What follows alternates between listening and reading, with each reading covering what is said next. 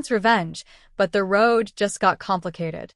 Let us start with Drew, because the situation he is navigating right now is one of the most dramatically rich and genuinely complicated things this show has constructed in a long time. And that is saying something for a show that specializes in impossible positions. Here is where Drew stands. He has been shot twice. He has been chemically paralyzed for months. He has been pushed into a lake by a woman who genuinely believed she was sending him to a watery grave. He has been lied to, manipulated, stripped of his voice and his mobility and his ability to protect himself or his daughter. And now he is standing in his darkened home, soaking wet, fully functional, looking at the woman responsible for most of that damage. The desire for revenge is not even a question. Of course, he wants revenge. Any human being who endured what Drew endured would want the people responsible to face real consequences. The question is not whether Drew wants it. The question is how he gets it without destroying himself in the process. Because here is the obstacle. Brennan has the black box. The deal Valentine struck handed that briefcase right back into Brennan's possession. And inside it is evidence that Drew misappropriated campaign funds during his time in politics, financial misconduct that carries its own serious legal weight. The kind of weight that lands people in prison. So the path that looks most obvious to Drew. Walk into the Port Charles Police Department, lay out everything that was done to him, and watch Willow and Nina face the full force of the law, runs directly into the reality that he could be walking himself into a cell right alongside them. Now, Drew is smart enough to immediately think about immunity. If he offers to turn on both Willow and Jens as cooperating witnesses, he might be able to negotiate himself out of his own legal jeopardy while still bringing them down. That argument is not without merit. Prosecutors do make those deals. It happens. And Drew, who has experience navigating both legal and political systems, knows how to frame an argument for his own protection. But Willow and Nina are going to panic the moment that immunity idea gets floated. Because an immunity deal means Drew is still talking. Drew is still turning over everything he knows. And the things Drew knows about what was done to him are catastrophic for both of them. Shooting, paralysis, attempted drowning, months of calculated deception. Even if Drew walks free, their lives as they know them are finished the moment he opens his mouth under legal protection. So Willow is going to try to get that blackmail material into her hands before Drew can execute whatever plan he is building. The race between Drew's revenge timeline and Willow's access to Brennan's leverage is the engine driving everything in this storyline right now. And it is moving fast. But then something happens that shifts Drew's calculation in a way that none of his legal strategizing could have predicted. Scout. Drew and Scout come together, father and daughter, finally, with Drew back in his body and Scout overwhelmed with the miracle of it. And in that moment, whatever Drew has been carrying, whatever fury has been building for months, runs directly into the face of his little girl looking at him like he is the most important person in her world. Drew has already missed enormous stretches of Scout's life. He missed time with her during his captivity long before any of this started. He missed more time while he was in Pentonville. And then he missed months, trapped inside his own body, watching her grow and ask questions and need him, unable to do anything about it. The idea of missing more time, this time through a prison sentence of his own making, even if it is justified, lands differently when Scout is right in front of him. The last thing Drew wants is to be locked away again. In any form. For any reason. And that calculation, Scout's face versus the satisfaction of full legal revenge, may be the thing that saves Willow and Nina from the consequences they absolutely deserve. Not forgiveness. Not mercy. Just the cold, practical reality that destroying them publicly might cost Drew the one thing he has been fighting to get back to. But here is what everyone around Drew should understand very clearly. Staying quiet about what was done to him does not mean Drew is letting it go. It means Drew is choosing a different path to make their lives miserable. A path that does not require him to be in a courtroom or a prison cell. A path that uses what he knows in ways that are slower and more personal and potentially more devastating than anything a legal proceeding could deliver. Drew is not done. Drew is just getting started. And the sneaky, strategic, completely Drew version of revenge that is coming is going to keep Willow and Nina looking over their shoulders for a very long time. Jason finds out what Britt knew, and the fallout is immediate. Now let us talk about Jason and Britt, because this storyline has been building quietly underneath all the louder drama, and it is about to arrive in a way that neither of them is going to handle easily. When Jason came back to Port Charles, there was so much noise around his return. The physical toll of what he endured, the reunion with Danny, the reconnection with Tracy and Carly, the complicated hospital visit, that the conversation he and Britt actually had never got to the things that needed to be said. They were in the same room. They were looking at each other. But the full honesty that a real reconnection would require did not happen. Britt did not tell Jason everything she knew. And in a relationship built on the understanding that these two people are straight with each other about the world they move in, that omission was always going to matter. What Britt kept from Jason involves Cassius. Specifically, it involves the fact that Cassius was impersonating someone, walking around Port Charles presenting himself as someone he was not, and Britt knew about it.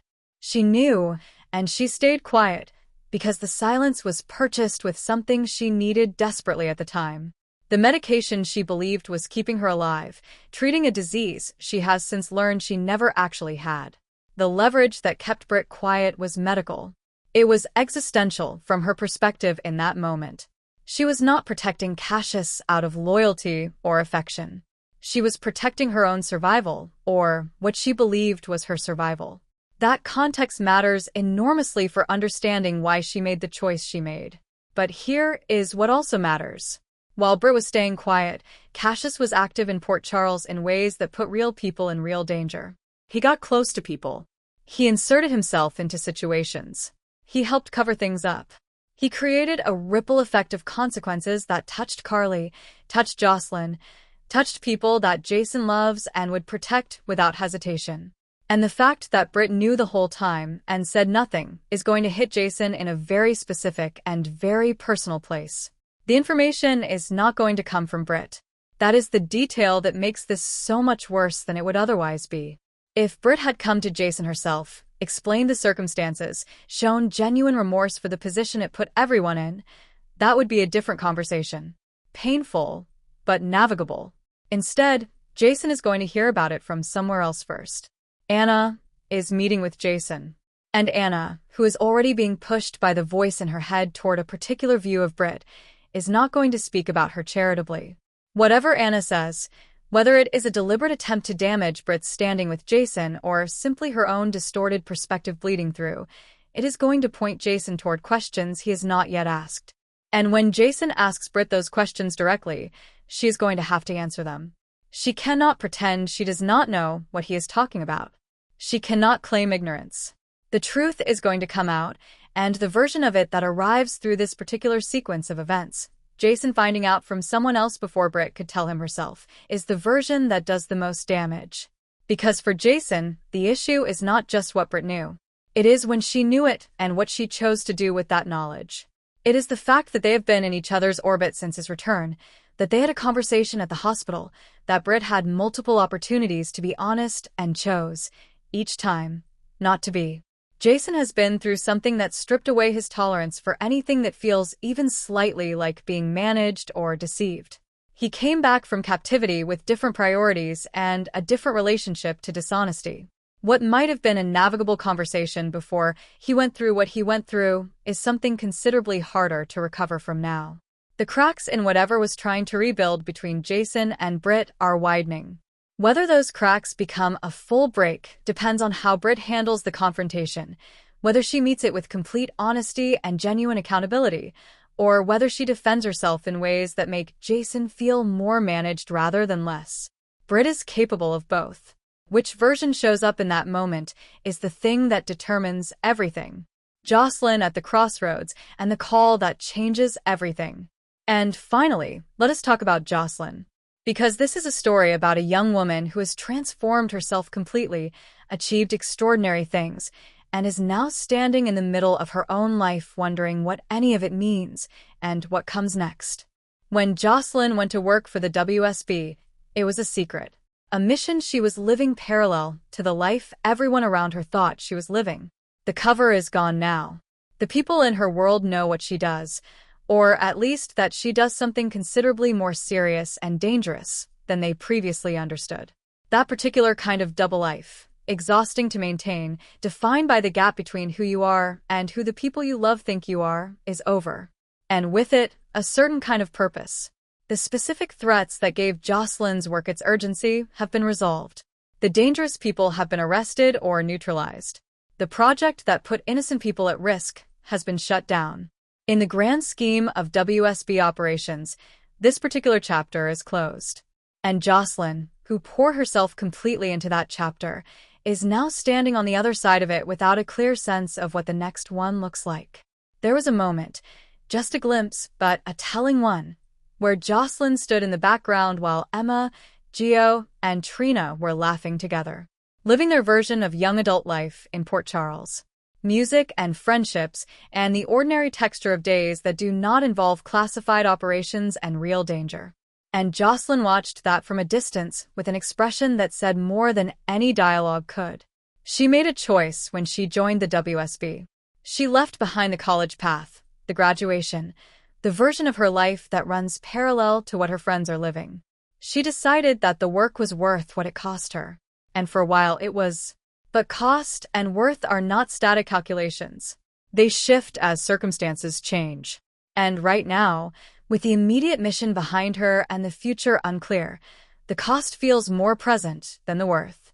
So Jocelyn made a phone call. The nature of that call is still being debated by viewers who watched closely. What seems clear is that Jocelyn is reaching out to the organization with something on her mind, a question, a request, a decision she is working through. There is a possibility she is asking for a transfer, a new assignment that takes her out of Port Charles and into something fresh, possibly Berlin, possibly somewhere else entirely. A new operation in a new place with new stakes that restore the sense of purpose the closed chapter took with it. But there is another possibility sitting quietly underneath that one. Jocelyn's history with Sunny is long and complicated and full of feelings that have never been fully resolved. Sunny operates in the kind of world that the WSB does not typically get involved in. Local organized crime is not their territory.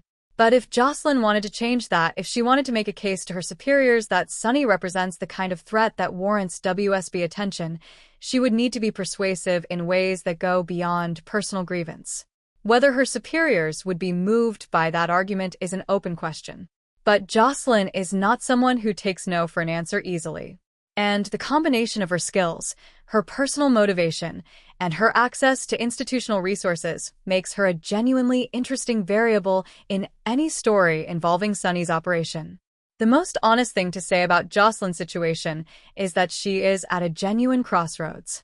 Not a dramatic one that announces itself with music and close-ups, just the quiet, real kind that people face when one chapter ends and the next one has not yet made itself clear. Whatever she decides, whatever that phone call was about, the path she chooses from here is going to define the next version of Jocelyn that Port Charles gets to know. And whatever that version looks like, she has earned the right to figure it out on her own terms.